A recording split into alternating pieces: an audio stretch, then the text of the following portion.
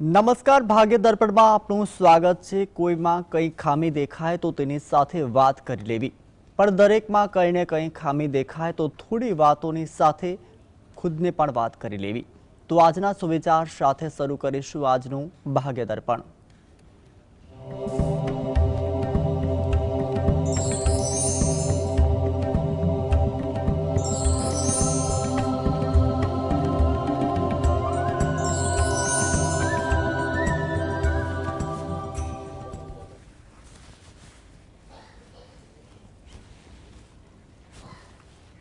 ભાગ્ય દર્પણમાં આપણા પ્રશ્નોના નિરાકરણ અને રાશિફળ વિશે માહિતી અને માર્ગદર્શન આપવા આપણી સાથે જોડાયા છે જ્યોતિષ આચાર્ય અને વાસ્તુશાસ્ત્રી હર્ષિતભાઈ પાઠક। હર્ષિતભાઈ પાઠક, આપનું ભાગ્ય દર્પણમાં સ્વાગત છે। નમસ્કાર। તો સૌથી પહેલા વાત કરીએ આજના પંચાંગ વિશે। તો શું કહેશો આજના પંચાંગ વિશે? હા, આજના દિવસનો શુભારંભ કરીએ તે પહેલાં આપણે અને સર્વે દર્શક મિત્રોને આજથી શરૂ થતા નવા વર્ષ 2026ની ખૂબ ખૂબ શુભકામનાઓ। સર્વે માટે આ વર્ષ શુભ અને પ્રગતિકારક રહે તેવી ઈશ્વરની અભ્યર્થના। શરૂ કરીએ આજના દિવસનું પંચાંગ।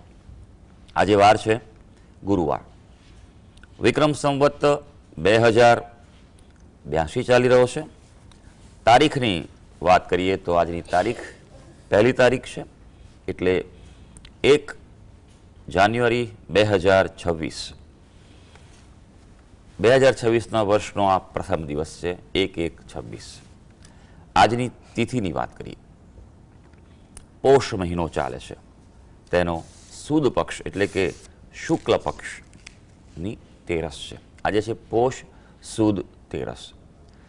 નક્ષત્ર રોહિણી છે, યોગ જે છે તે શુભ છે અને કર્ણ કૌલવ આવે છે। આજની રાશિની વાત કરીએ, આજની રાશિ આવે છે વૃષભ રાશિ, કે જેના નામાક્ષર હોય છે બ, વ અને ઉ। એટલે આજે જો કોઈ બાળક જન્મે તો તેનું નામ વૃષભ રાશિ પરથી પાડવું હિતાવહ રહેશે। આ ઉપરાંત ગ્રહ ગોચર અને મુહૂર્તની ગણતરી માટે પણ વૃષભ રાશિને લક્ષમાં લેવાની રહેશે। દિન વિશેષની વાત કરીએ તો આજથી ખ્રિસ્તી નૂતન વર્ષનો પ્રારંભ થયો છે। આજે પ્રદોષ છે, સાંજના સમયે પ્રદોષ છે। પ્રદોષ એટલે મહાદેવજીની ઉપાસનાનો શ્રેષ્ઠ તિથિ હોય છે અને જીવનમાં ઘોર સંકટ હોય પણ પ્રદોષની પૂજા કરવાથી, શિવજીનું સ્મરણ કરવાથી ઘોર સંકટો દૂર થાય છે। આજે દિવસ થોડો અશુભ પણ છે, જોકે મોડી રાતે 10:48થી મૃત્યુ યોગ શરૂ થશે। જી, અને હવે જાણીએ આજના વાસ્તુ ટિપ્સ વિશે। હા, વાસ્તુ ટિપ્સમાં આપણે ખાસ વાત કરી રહ્યા છીએ કે તોડફોડ વગરના ઉપાયો। આજનો સમય એવો છે કે જેમાં તોડફોડ કરવી ઘણીવાર શક્ય બનતી નથી, ત્યારે ખાસ કરીને એવા પણ કેટલા ઉપાયો છે જેથી તમારા ઘરમાં સકારાત્મક ઉર્જા, પોઝિટિવ ઉર્જા વધી શકે અને મનની શાંતિ રહે, જીવનમાં સુખ રહે અને પ્રગતિ થાય। આજે આમ પણ નવું વર્ષ શરૂ થઈ રહ્યું છે એટલે સંકલ્પોનું વર્ષ છે, પણ સંકલ્પમાં પહેલો સંકલ્પ આજે એ કરો કે તમારું ઘર, તમારું વાસ્તુ એ પોઝિટિવ એનર્જી, સકારાત્મક ઉર્જાથી ભરપૂર રહે। એમાં પણ સૌથી અગત્યનું જો વાત કરીએ, જે મહત્ત્વનું છે કોઈ પણ ઘરમાં, તે છે મુખ્ય દરવાજો, મેઇન ડોર એન્ટ્રી। એમાં તમારે હંમેશા ધ્યાન રાખવાનું કે કોઈ પ્રકારે અસ્વચ્છતા નથી ને ગંદકી નથી ને। હંમેશા એક વાતનું ધ્યાન રાખવાનું કે કોઈ અવાજ ન આવવો જોઈએ। તમે જ્યારે દરવાજો ખોલો ત્યારે દરવાજો હોય તેની આગળ હવે તો સેફટી ગ્રીલ પણ હોય છે, એનું પણ ધ્યાન રાખજો। અને બને ત્યાં સુધી સંધ્યાકાળના સમયે તમારા મુખ્ય દ્વાર પાસે પ્રકાશની વ્યવસ્થા કરો કે લાઇટ થાય, અથવા આમ તો દીવો કરો એ ખૂબ શુભ હોવું જોઈએ। બીજું ખાસ એ વાતનું ધ્યાન રાખજો કે મુખ્ય દ્વારની નજીકમાં કોઈ પ્રકારે કચરા પેટી ના હોય તે વધુ સારું છે। આપણી સાથે એક કોલર ઈશ્વરભાઈ જોડાયા છે। ઈશ્વરભાઈ, આપનો સવાલ, આપનું જન્મસ્થળ અને આપની સમય જણાવશો? નમસ્કાર સર, મારા દીકરા ભાર્ગવ માટેની છે કુંડલિયા 27 માર્ચ 2000। જન્મ સમય છે બપોરે 3:04 અને જન્મ સ્થળ છે બિલ્લીમોરા। હવે એના માટે કેવું છે કે એ સોફ્ટવેર એન્જિનિયર છે, ભણ્યો છે અને એનું બાકીનું જીવન હવે નોકરી ધંધા રોજગારમાં કેવું રહેશે એના માટે છે તે મૂળ શાંતિ અમે કરાવેલી છે. અને બીજું કઈ ગ્રહ દોષ નડતર દોષ હોય તો માર્ગદર્શન થવા વિનંતી સર. અત્યારે શું કરે છે તે? એ પ્રાઇવેટ પ્રેક્ટિસ કરે છે ડિઝાઇન કોમ્પ્યુટરમાં. ઓકે, હાજી. સામાન્ય રીતે વાત કરવામાં આવે તો કુંડળીમાં નજર પહેલાં નાખીએ તો જન્મ લગ્ન એટલે પ્રથમ સ્થાનનો જે સ્વામી જે છે તે કર્ક લગ્ન હોવાથી ચંદ્ર છે. ચંદ્ર આ કુંડળીમાં છઠે છે એટલે એ પરિસ્થિતિ થોડીક એમ કહેવાય કે મજબૂત ન કહેવાય. જન્મ લગ્નનો સ્વામી છઠે, આઠમે કે 12મે હોય એ થોડુંક એમ કહેવાય કે લગ્નનો સ્વામી એ થોડોક નબળો પડતો હોય છે. તો નિયમિત રીતે ચંદ્રની ઉપાસના કરતા રહેવું એમના માટે સારું રહેશે. હા, મૂળ નક્ષત્રમાં જન્મ છે, મૂળની શાંતિ કરાવી છે એ અતિ સારું છે. બાકી કોઈ બીજું કોઈ પૂજા વિધિ કરવાની જરૂર નથી. ત્યારે હાલ સૂર્યની દશા ચાલી રહી છે. સૂર્ય ભાગ્યસ્થાનમાં છે એટલે ભાગ્યવર્ધક છે. 2029 સુધી આ દશા ચાલવાની છે એટલે તમે પૂરેપૂરો લાભ લઈ લેજો. આવનારો સમય સારો છે, પણ હા, એક વસ્તુનું ધ્યાન રાખવાનું છે કે વધુ પડતો આત્મવિશ્વાસ ન રાખે. પ્રથમ સ્થાનમાં જ્યારે રાહુ હોય છે ત્યારે વ્યક્તિ બહુ આત્મવિશ્વાસ વધારે હોય છે. હા, ટોપ પર પહોંચી શકાય છે, પણ આવા વ્યક્તિએ ક્યારે બને ત્યાં સુધી પોતે નિર્ણય ન લેવા જોઈએ. પોતે નિર્ણય લે તો ઘણીવાર એમ કહેવાય કે પેલું ભૂલ થઈ જતી હોય છે. તો આવા વ્યક્તિઓ માટે ખાસ આ વસ્તુનું ધ્યાન રાખવાનું છે કે તેઓ પોતે નિર્ણય ન લે, બીજા કોઈ વ્યક્તિ પાસેની સલાહ લઈને આગળ વધશે તો તેમના માટે સારું રહેશે. જી, વધુ એક કોલર આપણી સાથે યોગેશભાઈ જોડાય છે. યોગેશભાઈ, આપનું નામ, સ્થળ અને જન્મ સમય અને આપનો સવાલ જણાવશો.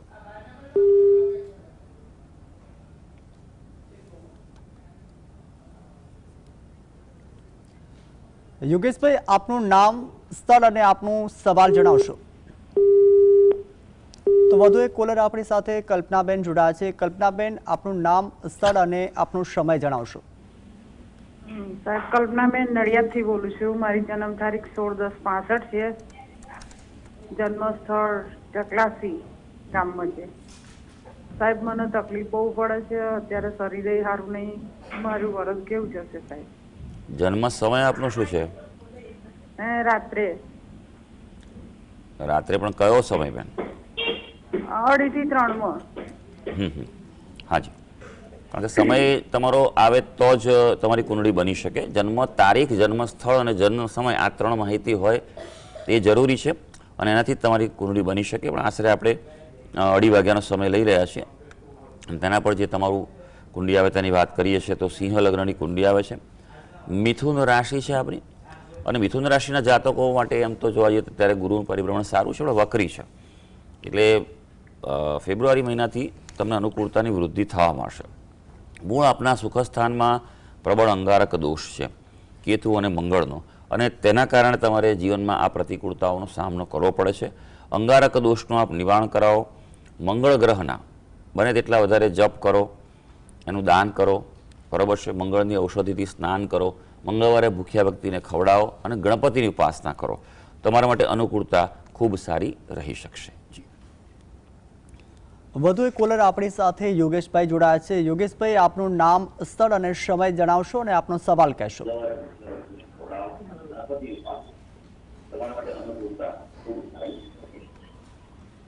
યોગેશભાઈ, આપનો અવાજ કપાઈ રહ્યો છે, ફરી કહેજો ને. હા, મારે મારા છોકરા માટે પૂછવું છે. હા, બોલો બોલો. હેલો. હા, બોલો બોલો, અવાજ આવી રહ્યો છે. છોકરા માટે પૂછવું છે. છોકરાનું નામ છે જય. હેલો. હા, અવાજ આપનો આવી રહ્યો છે, બોલો બોલો આગળ. જન્મ તારીખ જણાવો ભાઈ. કદાચ ટેકનિકલી ખામીના કારણે અવાજ કપાઈ રહ્યું છે. હવે વાત કરીશું રાશિફળના. તો રાશિ મંડળનું પ્રથમ 3 રાશિ વિશે, મેષ, વૃષભ અને મિથુન વિશે. તો આ રાશિના જાતકોનો આજનો દિવસ કેવો રહેશે જણાવશો. હા, શરૂ કરીએ આજના દિવસનું રાશિ ભવિષ્ય. સૌથી પહેલી રાશિ આવે છે મેષ રાશિ, કે જેના નામાક્ષર હોય છે અ, લ અને ઈ.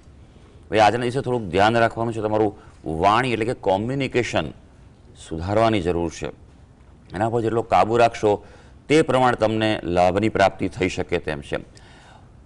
એમ સમજો કે તમારી વાણી આજનો દિવસ સુધારશે કે બગાડશે તમે નક્કી કરશો. હા, બિનજરૂરી ખર્ચા થવાના છે, લાભ થશે, પણ તમારી અપેક્ષા કરતાં, ધારણા કરતાં ઓછો લાભ થાય, તેના કારણે કદાચ તમને અસંતોષનો અનુભવ પણ થઈ શકે. હવે વૃષભ રાશિ, જેના નામાક્ષર છે બ, વ અને ઉ. આજનો દિવસ આનંદ ઉત્સાહ રહે તેવો દિવસ છે. કોઈ નવું કાર્ય શરૂ કરવું હોય તો દિવસ અને નક્ષત્ર બંને ઉત્તમ છે. કોઈ યાત્રા પ્રવાસનું આયોજન કરવું હોય તો પણ દિવસ અને પ્રવાસ ફળવાનો છે. હવે મિથુન રાશિ, જેના નામાક્ષર હોય છે ક, છ અને ઘ. બે આજનો દિવસ થોડો શાંતિથી પસાર કરજો. કોઈ પ્રકારે ઉતાવળ ન કરતા, કારણ કે મિશ્ર દિવસ છે. એમાં પણ ખાસ કરીને રોકાણોમાં ધ્યાન રાખજો.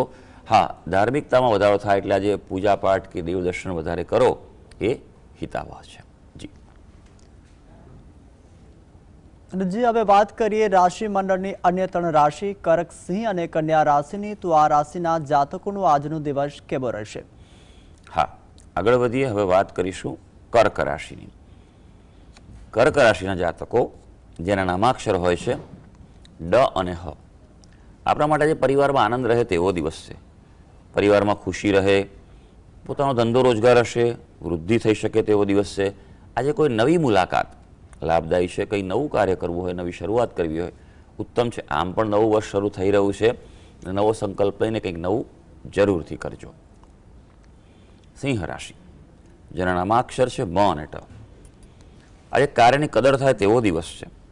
હકારાત્મકતા, પોઝિટિવિટી રહે. સામાજિક ક્ષેત્રે, જાહેર ક્ષેત્રે તમને માન મળે.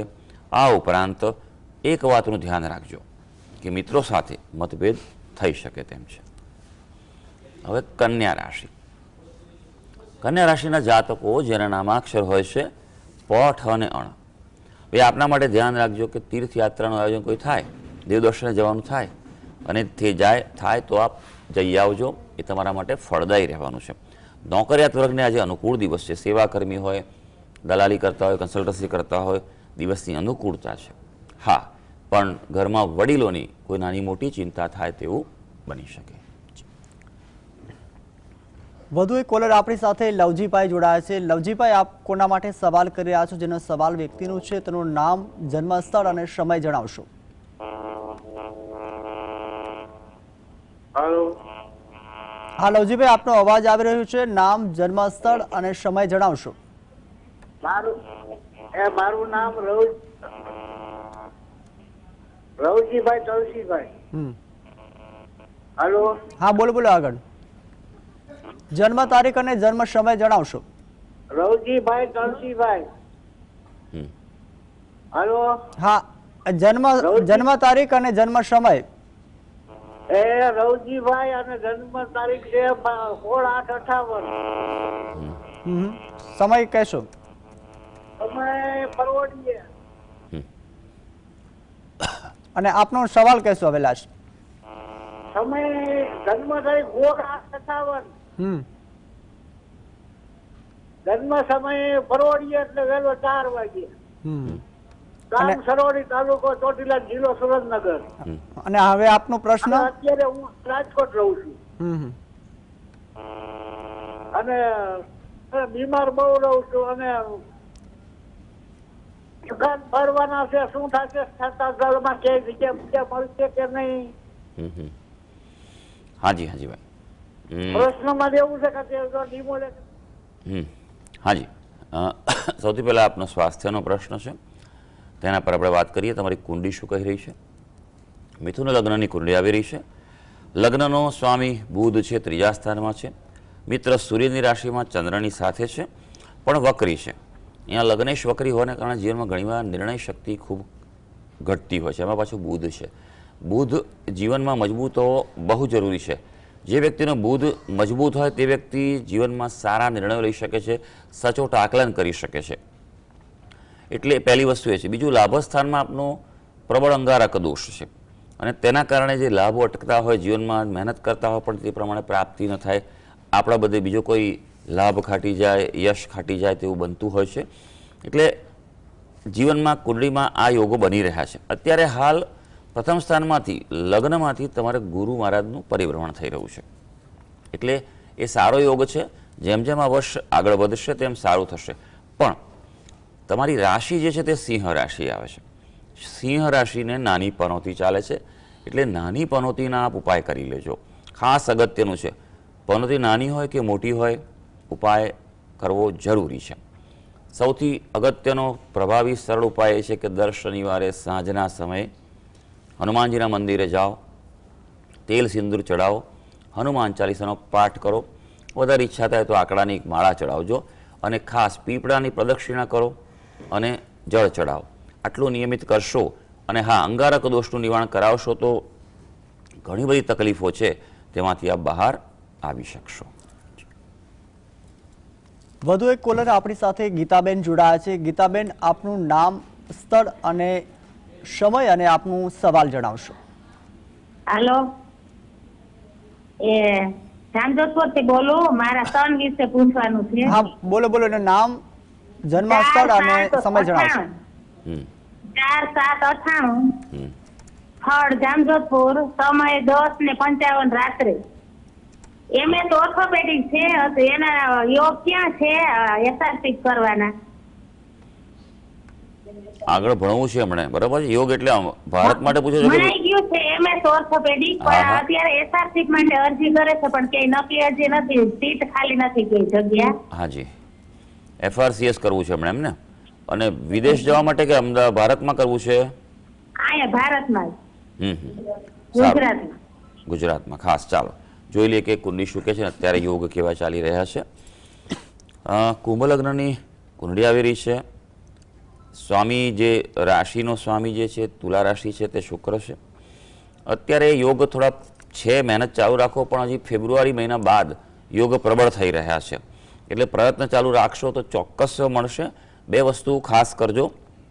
સૌથી પહેલું કે તમારા કુળદેવીને પ્રાર્થના કરો, બને તો સપરિવાર કુળદેવીના મુખ્ય સ્થાનક મંદિરે જઈ આવી, ત્યાં શણગાર પ્રસાદ ધરાવો, માતાજીને પ્રાર્થના કરો. તમારા ઘરમાં પણ માતાજીનો કંઈ ફોટો, પ્રતીક જે હોય તેને તમે નિત્ય રીતે તમે પ્રાર્થના કરો. અને બીજું કે સાથે શિવજીની ઉપાસના કરે, બને તેટલા ઓમ નમઃ શિવાયના મંત્ર કરે, શિવ મહિમ્નોનો પાઠ કરે અને મહાદેવજીને બને તો દર સોમવારે દૂધ અને જળ ચડાવે અને પ્રાર્થના કરશે તો અનુકૂળતા વધી શકશે. અને હવે વાત કરીએ તુલા, વૃશ્ચિક અને ધન રાશિના જાતકોના આજના રાશિફળ વિશે. તો શું કહેશો આજના રાશિફળ વિશે? હા, હવે વાત કરીશું આપણે તુલા રાશિની, જેના નામાક્ષર હોય છે ર અને ત. ભાઈ, તબિયતનું થોડું ધ્યાન રાખવું પડે તેવો દિવસ છે, એટલે તબિયતના ભોગે કશું કરતા નહીં. નકારાત્મક વિચારો તમને સતાવી શકે છે, એટલે બને તેટલા પોઝિટિવ વાતાવરણમાં રહેજો અને ખાસ જોખમી નિર્ણયો આજે ટાળવાના છે.